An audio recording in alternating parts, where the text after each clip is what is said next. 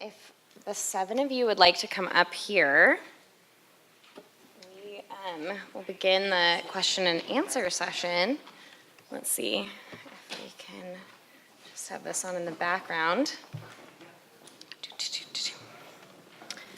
What really impressed me about that, I think, is how many of you are already working together. One of the real purposes of tonight was to kind of introduce some of you to each other and kind of bring some nonprofits together to collaborate, but you guys beat us to it, so we're impressed by that. All right, before I open this up to the public, I guess I'll start with a question or two to all of you, but first, are all their mics good? On? I do. Is it on? Yeah, yes. Maybe. Perfect. Thank you. All right. Yes? No. Testing? Testing? For the live stream. Oh, okay. But, okay. So I'll just project. Cool. All right. So you're all working on a different part of the solution. So do you guys want to go down and say maybe the biggest challenge you guys are finding in the part of the solution that you guys are working on? Is that Sure. to start us off? Would I be first? Okay, hi everyone. Just again, my name is Kelly and I work with Californians Against Waste, the environmental advocacy nonprofit.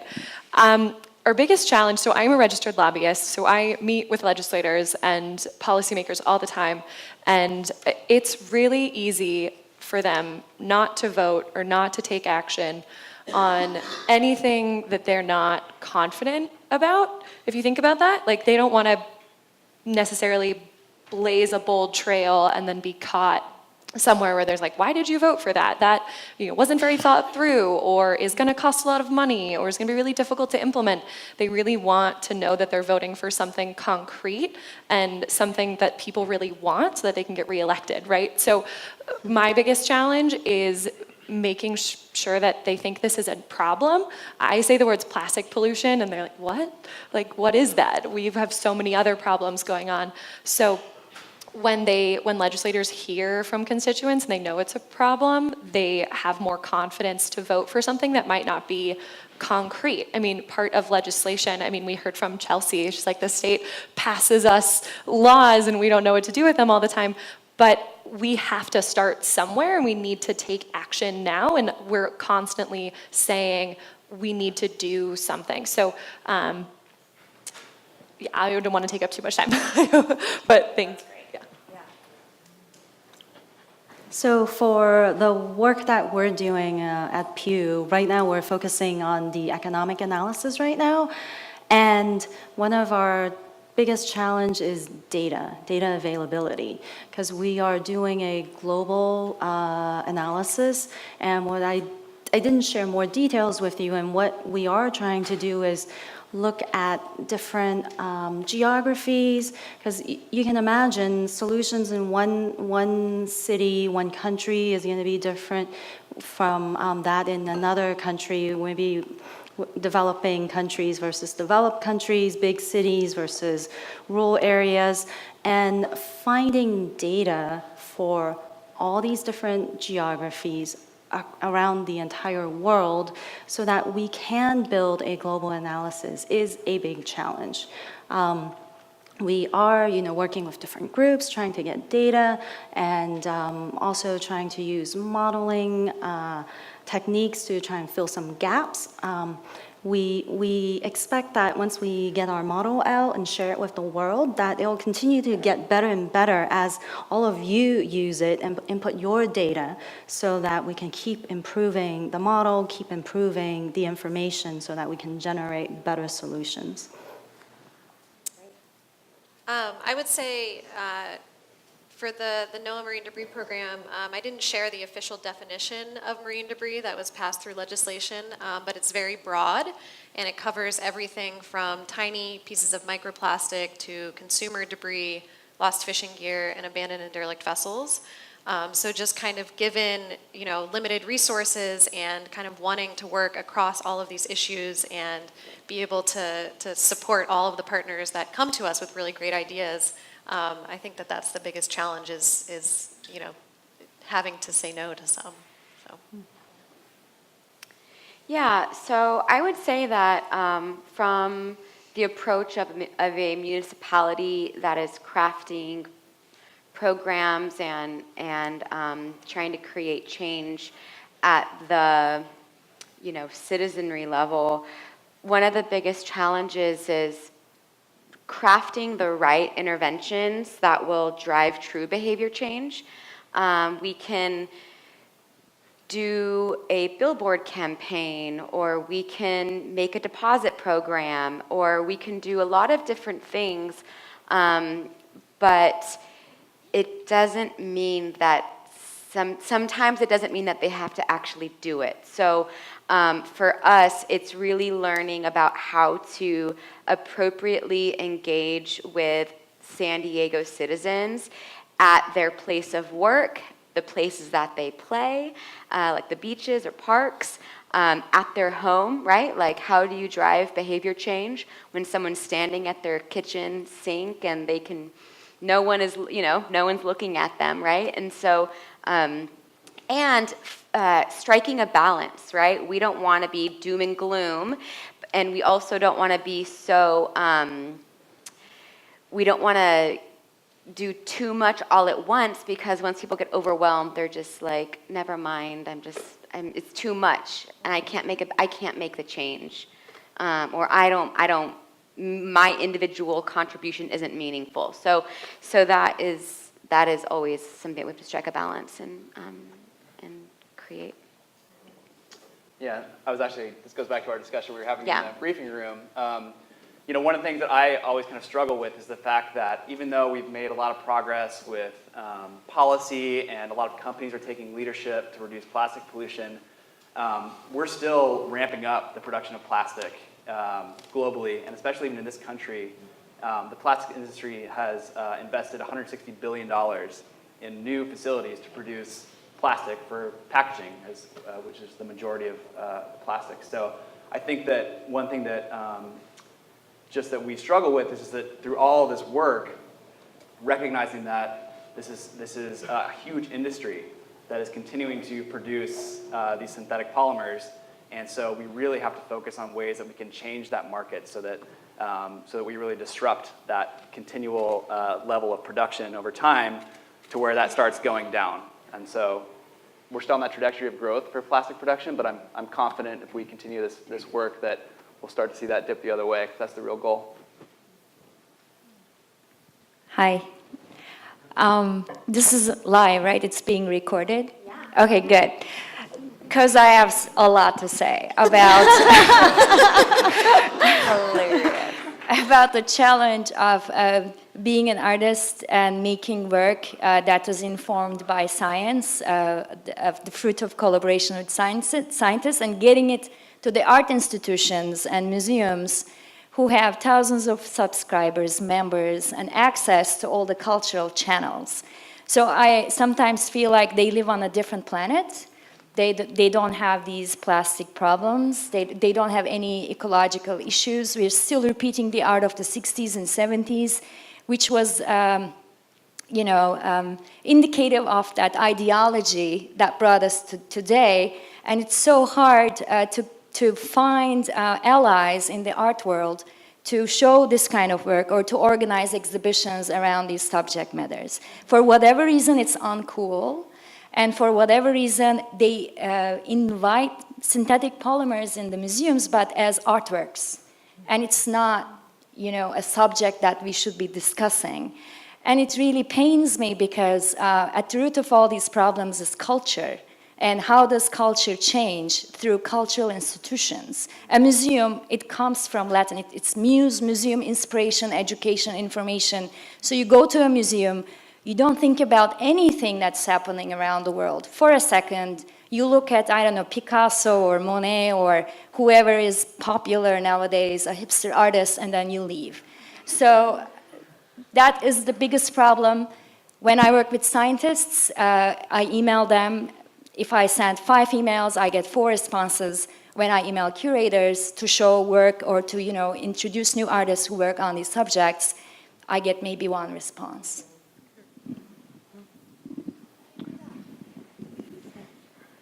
Great. There's really a lot of things I could choose to talk about. I think what I will say is that there's a real tension right now, I think, in where we are with solutions to think big and think long term, but also start where you are, right? And where we are is that today we continue to dump about 1 dump truck's worth of plastic in the ocean every minute, right? And that is there are some really basic changes that we can make that are not, revolutionary that could help with that. But how can we keep that big vision and really start on solutions now? And that kind of ties into why it's really difficult, I think, to coordinate in a way that makes everything add up into a strategy that's actually effective in the long term altogether. I think it's really hard because we have such different problems in different places, such different conditions in different places, to match all the work that we're doing and everyone else is doing up into this cohesive whole. So that's maybe a little esoteric, but that's the thing that I worry about sometimes, yeah. No, I think that's one of the things that's really cool about this is that we have fine artists to city employees to like the charitable foundations, all of you here, and you're all working on very different parts of it. And I actually want to highlight a few people in the audience that Lyle from the Nature Conservancy is here, and Fiona Davis from the Minderoo Foundation are here, and these are other nonprofits that are like just getting their plastic projects started, and so this is a space that people are trying to find where they can work on it, and certainly I don't think you're all trying to do the same thing, which I think is really neat. We can all learn from each other, and whether that's like pure art activism and education, or whether that's like pure policy, it's really neat. All right, so we're going to take questions from the audience.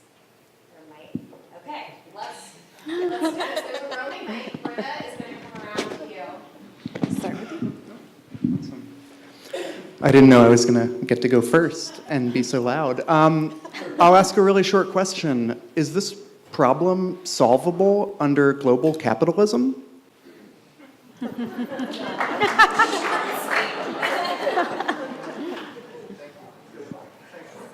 tough.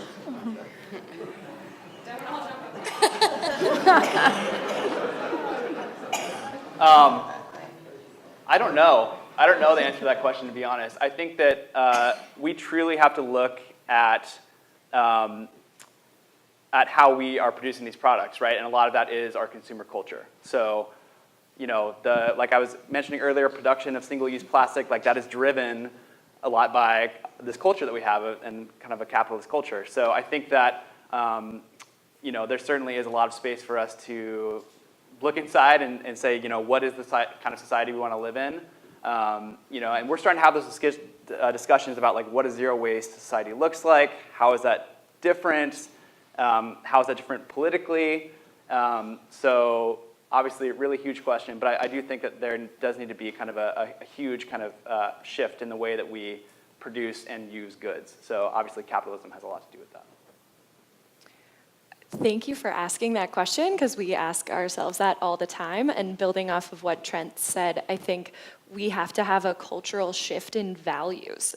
What type of world do we want to live in? Are you going to value convenience more than you'll value a smaller trash bin that you've created in your house? And so having that value narrative, I think, is important to have alongside all of the policy conversations that we're having.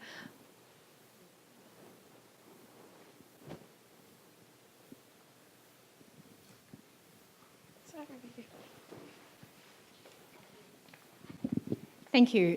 Fiona David from the Minderoo Foundation, and yes, I am Australian, so I hope you can understand me. I'll speak slowly. One thing that strikes me about this wonderful panel, first of all, is I'd just like to acknowledge the great diversity of the Scripps panel, both tonight and last night. As a woman, I really appreciate it. Thank you.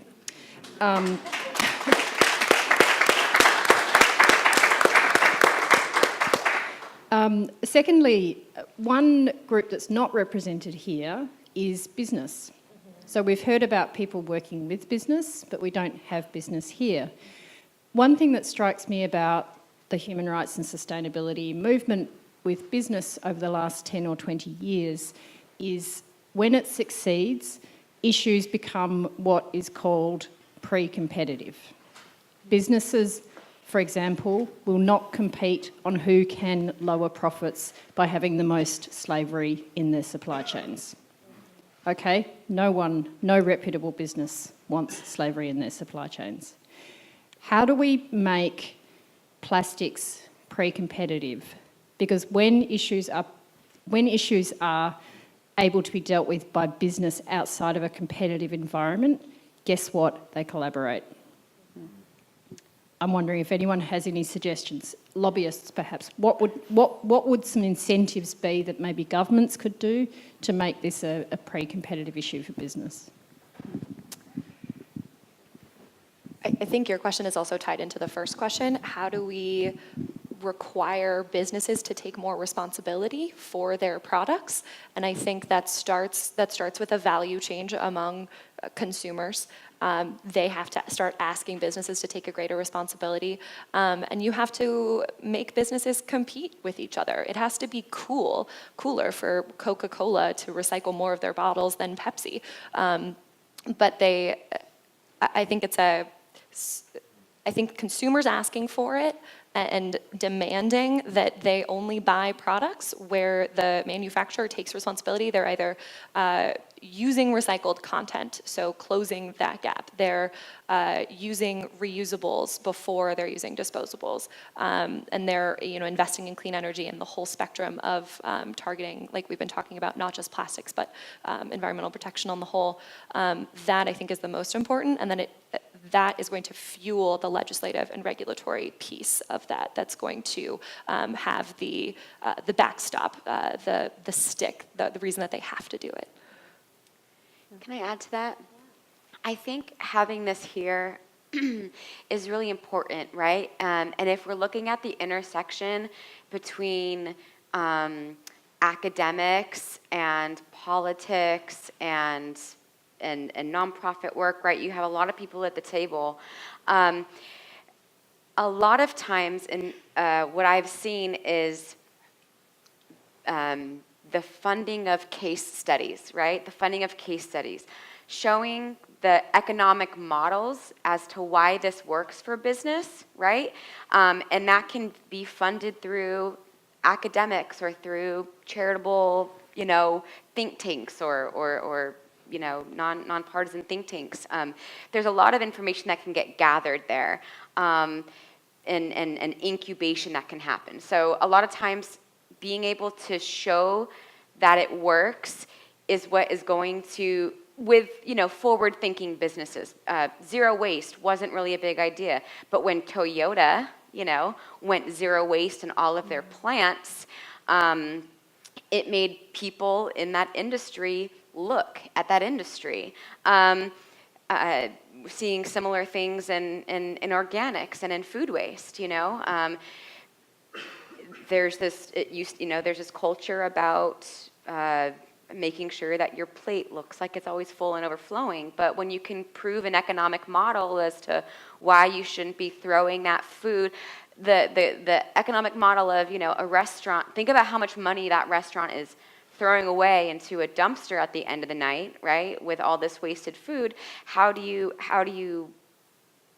work backwards on that and showing those kinds of case studies? And then you have so that's one thing, right? Being able to get the data and to do these reports and to figure out those case studies. And then you also have legislative, right? At the state level and other levels. It's sometimes you have that data, legislation comes down, and in a state like California, right, where people maybe want to do business, it's important. It's a big state. It's a huge economy, and sometimes when those things changes, even like fuel economy, when fuel economy changes,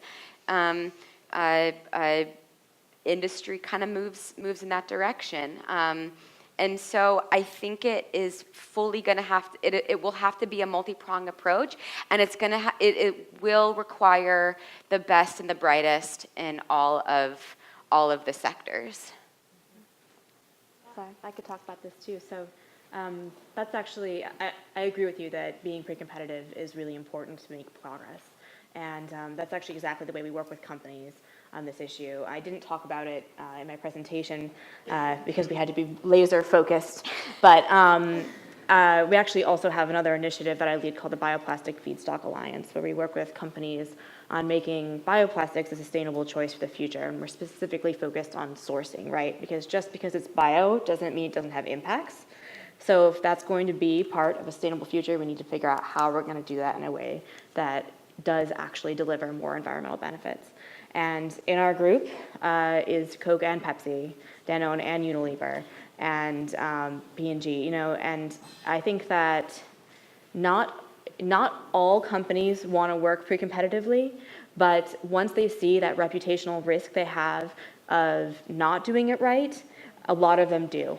And especially when you're talking about this issue, I think we have a real advantage, and that's that they know they can't do it alone.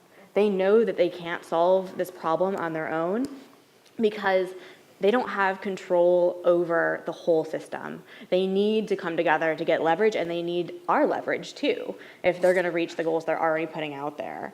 And those are goals that we're holding them to, right? So I think the biggest thing in getting to a pre-competitive space is that you have to be vigilant against greenwashing. As long as you can't greenwash, they have to come together. And a lot of them want to. And there's definitely a difference between, we see a real difference in our work between people who are leaders in the space, businesses that are really trying to put their right foot forward, and then you have a kind of a second wave of ones that don't want to be the first ones out the door, but they're willing to follow along, and then there's always bad actors, right? And another challenge we have is that it's always easy to engage the leaders, to at least get them to the table. But a lot of the really bad impacts are not caused necessarily by them, they're caused by, well, never mind, there's scales. But we need to move the middle and the bottom too, right? And I think that's the second wave of the challenge, is not just getting to a pre-competitive space, but how do we get everyone in the pre-competitive space?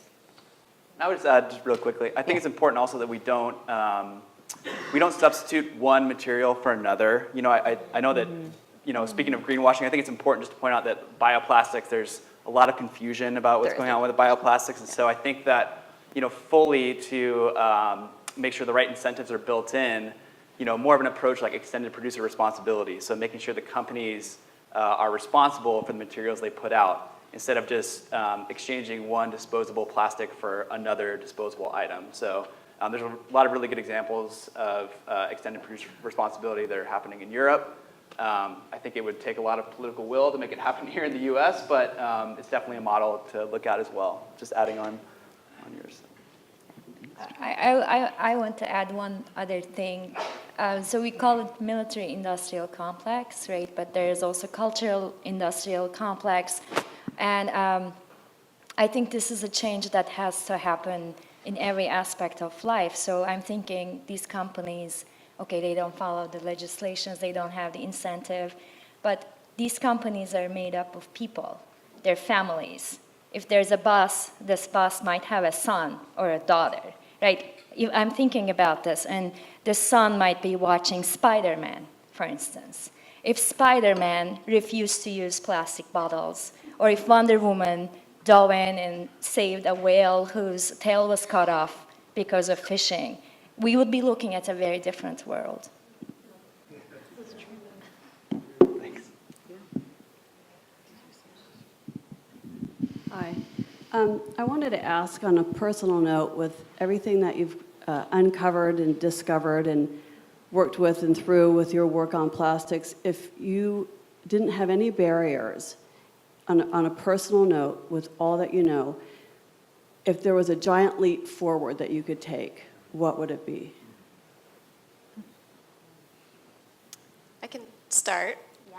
I think in many ways there's kind of this, in talking to the public that maybe aren't as familiar with this issue, there's often kind of this preconceived notion that people will say, I recycle, I don't litter, I'm not part of the problem, right? And so I think just by virtue of generating waste, we are all part of this issue. So I think the barrier that I would like to overcome is kind of making that, conceptual leap in the minds of everybody on this planet.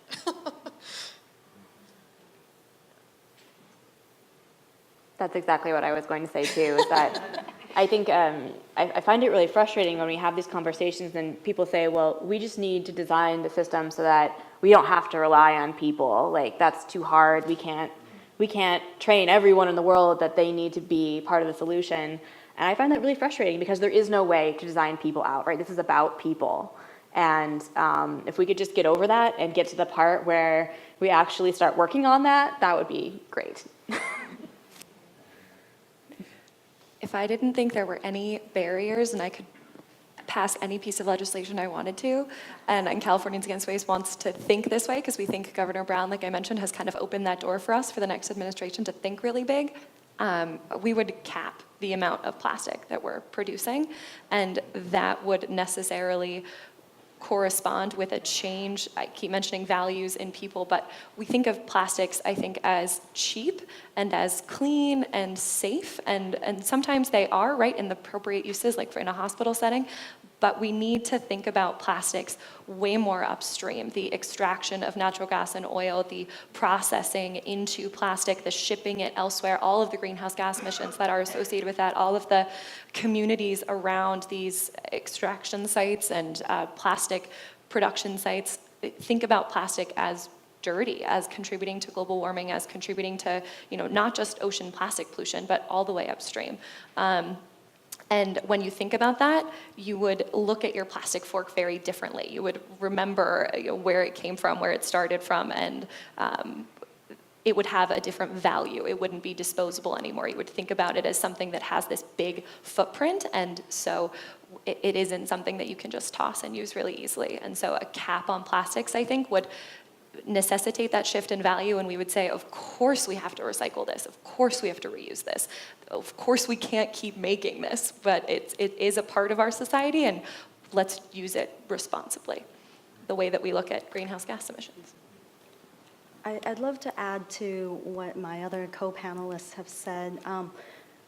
The other thing I think we need a big leap in is to getting the economics right.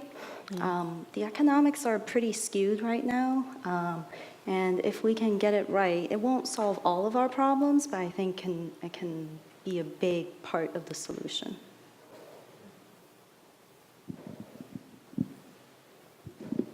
Good night. I'm Enrique from WWF Mexico. So when listening this conversation, I'm concerned on how to apply all this knowledge in developing countries, where it's more difficult to reach the municipalities when we have poor waste management, and when a small increase in the expenditure for a family will be very difficult for making some change. So if there are some examples or some ideas on how to tackle this problem in developing countries, I will appreciate it. That's a great question.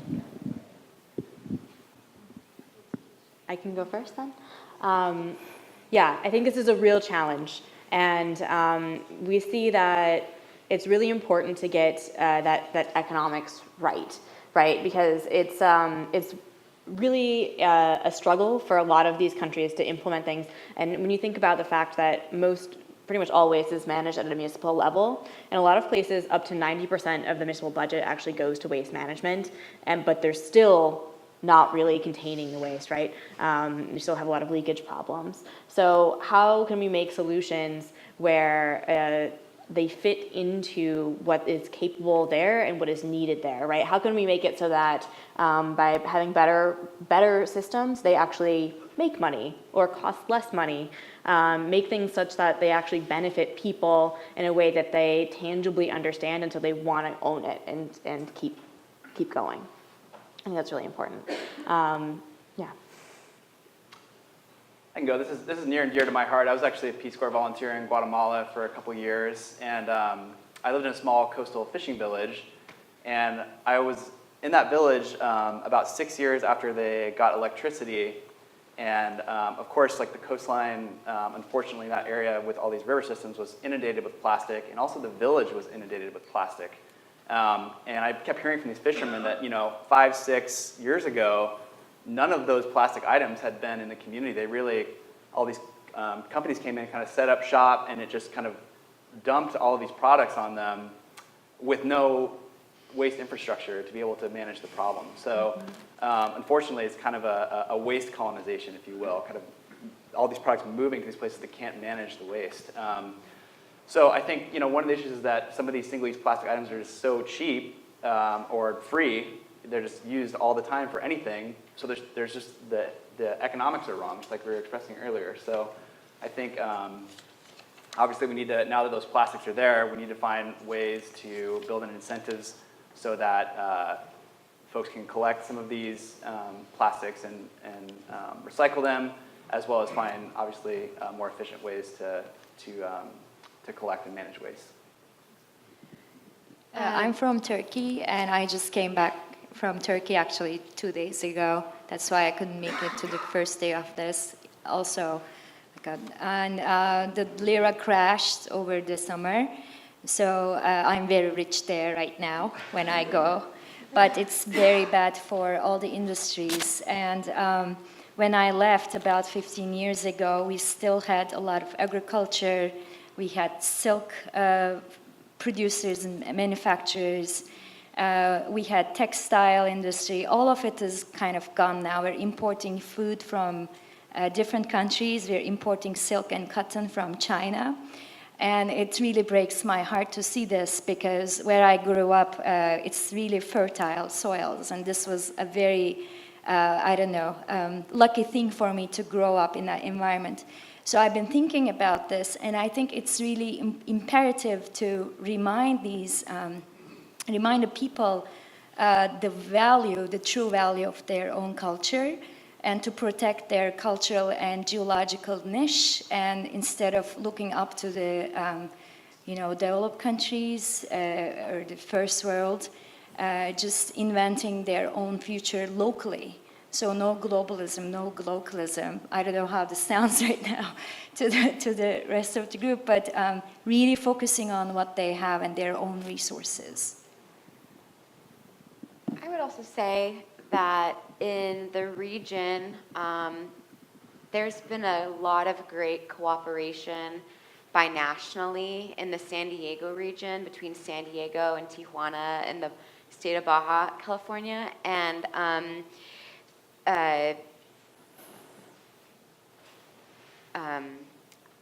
I know, like, for example, especially in the border region, like the EPA, for example, there are grants available for infrastructure development. I know that a couple of years ago there was some development of like municipal composting in Tijuana. There's also some really cool stuff happening right now in Tijuana related to plastics. But as it spans out from there, I know for waste management, especially, Zero Waste International is trying to take off. They're trying to hold conferences all over. But I think there's a space for, municipalities, for sister cities and jurisdictions and governments to come together to share best management practices and to work together to find solutions. Unfortunately, solutions aren't always monetary, right? But I think that there can at least be a knowledge-based sharing between what works. Yeah, thank you for saying that. I think also as a scientist in this space, it's very clear that trash doesn't follow our geopolitical borders. So places that have a lot of trash in a big storm, that's now our trash. In the gyre, it's very clear that trash is coming from multiple different countries and multiple different mismanaged ports. And so it kind of matters that we're all in this together and that we're all working. Using the knowledge one place is going to help the trash in other places, because it doesn't really matter where it comes from. It's all ending up in the same ocean and in the same seafood and things like that. Yeah, and and just really quickly, I just want to echo, how important this question is, and repeating something that Jenna Jambeck said at the panel last night. With any solutions that are proposed, whether it's waste management or policy or anything, you have to consider the context and the culture in which they're being proposed, and there is no one size fits all. I'd like to add, I agree with what you said. In the design of our work, we recognize that there is no one size fits all. And I hope that when our work is shared with all of you and the rest of the world, that you can take that and then use it to analyze your own situation to find the best set of solutions for you. Because different municipalities are different, different countries are different, and you do need to look at your own context. But we're designing our policy analysis now and are trying to look at how we can look at that such that it could let a manager at different levels look at what policies are out there and be able to say, okay, that applies to me, that doesn't apply to me, and hopefully when we have our work that it can really help you.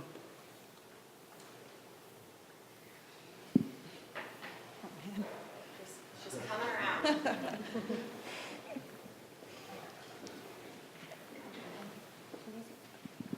Hi, my name is Sofia. I'm a journalist from Colombia, and the very first time I saw something really shocked to me was when I was living in the Amazon rainforest. I saw a group of women lining up to trash their bags in the river. I said, "What are you guys doing?" And they say, "Oh, we're putting the trash in the river." I said, "But it's going down the stream." They say, "Don't worry, you won't see later."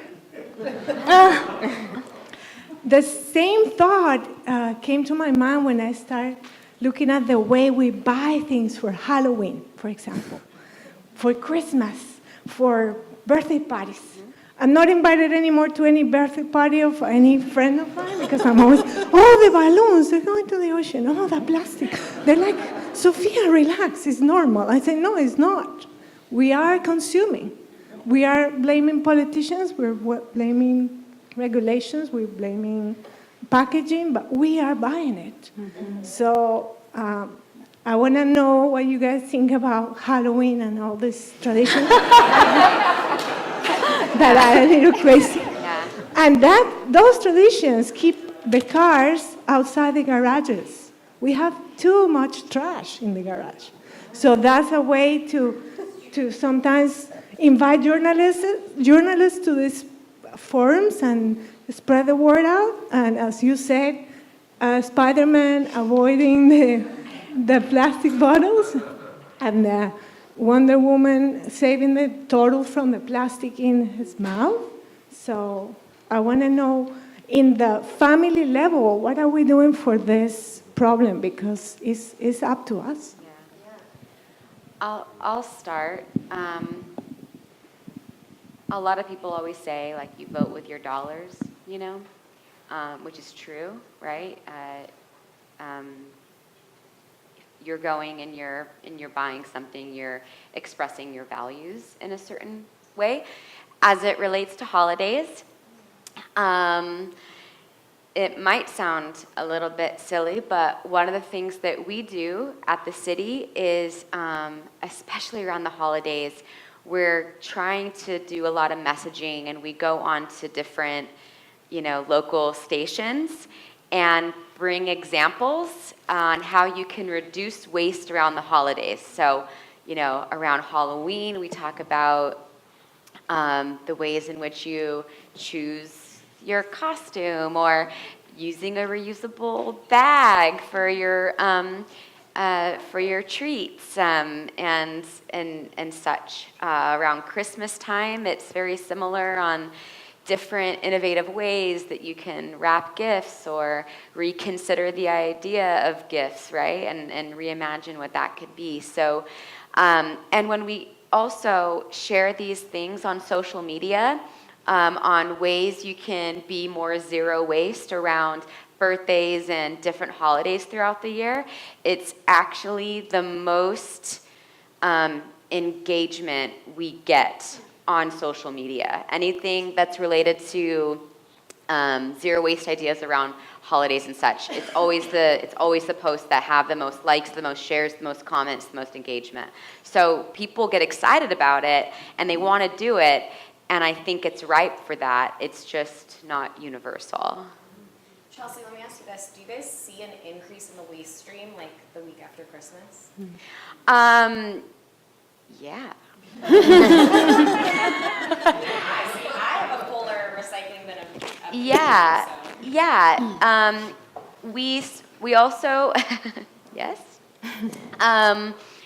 We also send out so the annual mailer that we send out, it's called the Curbsider, and it goes to single-family homes in the city, and it's mostly to provide your calendar of your collection dates for the next year. It comes out just before Christmas, so mid-December, but it also comes out, if any of you have seen the What Goes Where, it tells you what can go into your blue bin, what can go into your black bin, if you either have a green bin or a potentially backyard composting, but we keep adding to it. So now we have a section on, textiles and different things that can go to reuse or donation, or, different kinds of things that can go back to retailers. And so that always comes around that time. So we do see a lot more material going in the bins, and it is going into the recycle bins, mostly.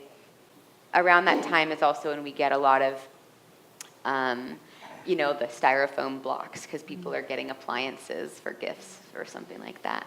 But a lot of wrapping paper, wrapping paper. We're working on so building that. we have, yeah, great. We actually have, if you look at my closet, you'll see every different type of bag I've ever received a gift in, because I keep them to re-gift them. And in my family, we very neatly refold tissue paper and reuse that tissue paper for a very long time. When I got married, my wife was like, "You need to get rid of this." I said, "No, this has its own place in my closet, and I'm gonna use this forever." You might all receive gifts in those reused bags. Anyone else want to answer that question? I just add on really quickly. I think culture hacking is kind of what the term that we use, right? So like making reusable items and more of a reuse kind of lifestyle cool again, right? So that's some of the messages that I was talking about in my presentation is, trying to make that more mainstream. So so that bringing your own bottle and your utensils and just thinking about ways you can minimize your own waste in a really fun and effective way, instead of just turning people off. Make it something that's cool, that attracts especially young people, obviously, that are going to inherit this earth. I just wanted to add that I never had Halloween. It's not sad. I was still perfectly fine not having Halloween until I was 28 or something. But it's just, again, I think it's very important to see how everyone else around the world is like celebrating their significant days and their weddings and their Noel or Christmas or whatever. Again, back to the Lifestyle magazine article from 1953, it only took 65 years to come here. So that's how long a culture took to form. So, and we have all these, examples around the world that live differently. So why is it so difficult to actually pick the ones that would fix the situation faster? That's what I don't understand. And I have one thing about your water bottle, and I hope you don't hate me, but you have to drink water, you have to drink. This is also something that I guess American culture heard again and again, but in Europe, you go to a restaurant, and when I go with my American friends, they're like, "They don't bring us water." I'm like, "Yeah, because Europeans don't drink that much water. They don't walk around with a water bottle like you guys do." So it's all these habits. They drink beer. They get their beer. You can drink beer for breakfast and you'll be fine. That's true. But it's all these cultural habits that we have, right? I agree with you on the beer. Yeah. This this might be a bit of a change in the subject. There's a lot of energy around single-use plastic. I think it's great. I think it has to continue. And it's easier to connect with consumers and like policymakers. But I'm just wondering, for example, in Hawaii, when you go on the beach, more than 95% of the debris comes from outside of the islands. And then half of it, about 45% of it, belongs to the fishing industry. So there's a lot of fishing nets and ropes and buoys, and in a way, it's a lot. So I'm wondering, what are the strategies for solving the problem of fishing industry items in the ocean? I know Noah works a bit on it, but I'm interested in hearing a little bit more about the other strategies from other organizations as well. It's a good question, I know. Yeah. Big aspect of the puzzle, yeah. Yeah, so fishing gear is certainly... Oh, yeah, if you couldn't hear that because we didn't get her the mic, she's asking about derelict fishing gear and fishing gear as part of the big puzzle of marine debris. Yeah, definitely lost fishing gear is a big component of the issue, and it's a type of debris that has really kind of obvious impacts on habitats and on marine life through entanglement. I think no fisherman wants to lose their gear. So there are a lot of efforts to engage fishermen in both cleanup, better tracking of gear. So there are new technologies, like this organization up in the Bay Area, Blue Ocean Gear, has developed a tracking device for crab traps, which basically alerts a fisherman when their crab trap moves out of its original set location. It's not economically feasible yet, but they have kind of proof of concept. So there are strategies to kind of better equip the fishermen not to lose their gear through like tracking and gear redesign. But just another example of engaging fishermen in cleanup with the Dungeness crab fishery off the coast of California. There was a program supported by NOAA and other funding organizations where they were, fishermen would go out at the end of the season and collect crab traps that were left in the environment and bring them back, and because there are tags on crab traps, they could identify the original owner and then actually sell those traps back to that owner at a price that's less than the cost of a new trap. And so that funding could go back into the program to help support more, days on the water cleaning up. So certainly not, not the only solution and not a perfect solution, but I agree that it is a huge issue globally, and not just with kind of our trap and net fisheries, but we're seeing more and more aquaculture. So that's an expanding source of debris, and one that we also have to figure out strategies to address it. Yeah, if I could just add to that, I'm looking at my colleague from WWF Mexico because he actually works on this quite a bit. So maybe you guys can talk after. But yeah, I think also the challenge is really different around the world, right? Depending on the fishery that you're looking at and what the situation is. We were talking earlier today, and he was saying that a lot of the gear that they find that is abandoned is from illegal activities, right?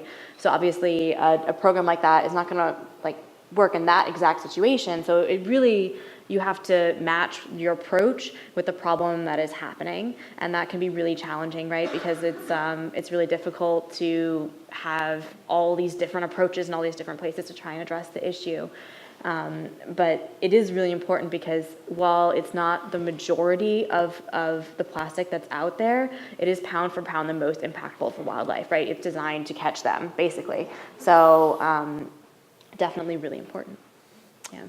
And I'm certainly no expert in this subject, but I would mention that we have chapters on every island in Hawaii, and this is something, I just went to the chapter conference, this is something they deal with on a daily basis, and I think this year they've removed 70,000 pounds of nets from the island of Kauai alone, which is just staggering to me, 70,000 pounds in a year, so it's crazy. But they're starting to engage with a group that is called the Global Ghost Gear Initiative, which I'm sure you know a little bit about, Sherry, and probably everybody here. Which is trying to bring together industry and academics and fishing and fishers to find solutions for global ghost gear. So whether that's net tagging or finding end-of-life solutions, like the company Boreo makes skateboards and other products out of end-of-life fishing nets from Chile. So there is a movement to really address the issue. All right, we only have time for one more question, actually. And then everyone, or almost everyone, is sticking around. Afterwards, there's a reception outside. So we'll ask one more question. And then everyone who is in the working groups back there or on the panel will have name tags. I'm an educator in Oceanside.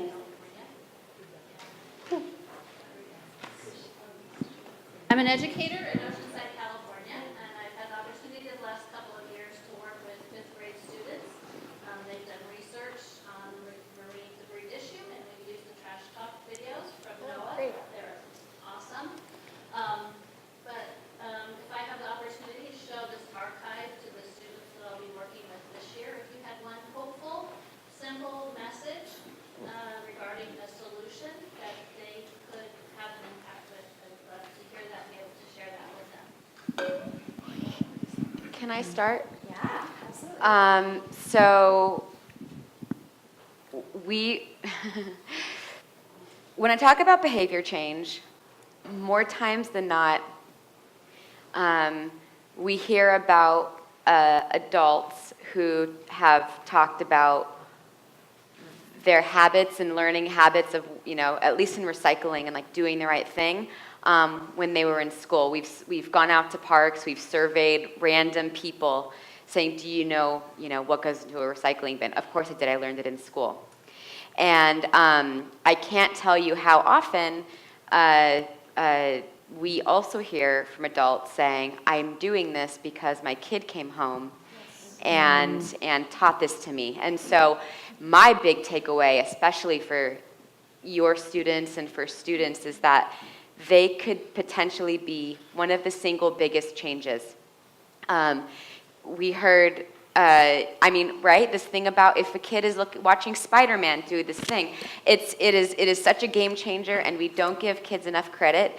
But what they're learning in school, and if they're learning the proper messaging, and if people are investing into that, it can make some of the most important changes. So the children are our future. They really are, yeah. But they can make, it's not even that they have to wait till it's their future. They can make changes now because of how they influence their parents.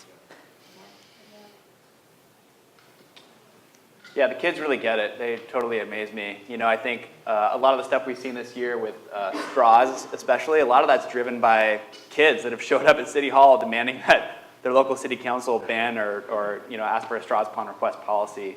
So I think it's totally amazing. In terms of like hopeful messaging, there's a leader in the ocean conservation world named Wallace J. Nichols, and he always mentions that it's not extremely helpful to always, because in these conversations we always say, oh, the ocean's got 5 trillion pieces of plastic in it, there's 8 million tons every year.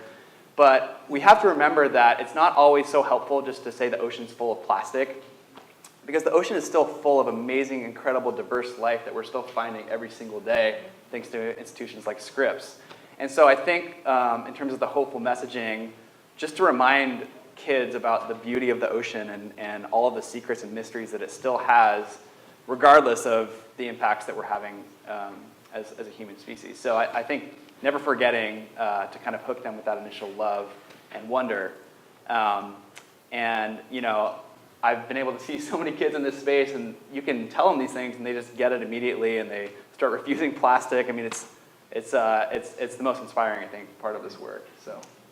Yeah, I think the first thing that came to mind for me when you asked that question is this meme I saw of Oscar the Grouch, and he lives in a garbage can, and it says, the text says it's called garbage can, not garbage cannot, right? And so it kind of is like focusing on kind of that positive messaging, and I think with behavior change, there's studies that show it's way more effective to give a positive message of, try to remember to bring your reusable water bottle, not like, you shouldn't be using that plastic bottle. And so kind of focusing on the positive, like Trent said. Yep. I think I'd like to thank you for caring about this issue. Thank you for telling your students about it. Earlier, I was mentioning that my biggest challenge, Jenny asked us, and I said my biggest challenge is convincing legislators that this is a problem and then inspiring them and supporting them to vote yes on change.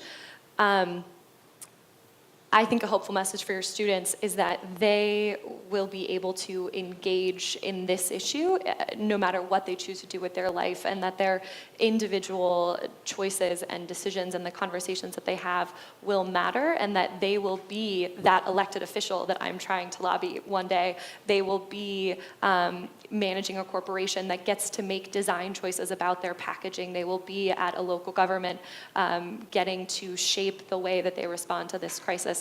And that is very powerful. And no matter what they choose to do, if they go into it with a mindset of plastic is something that needs to be addressed, they'll be able to make change.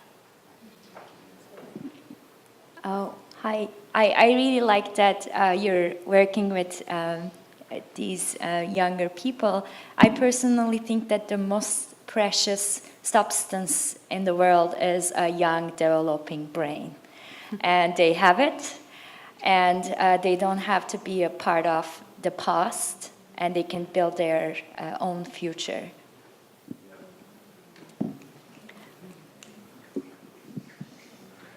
All right, well.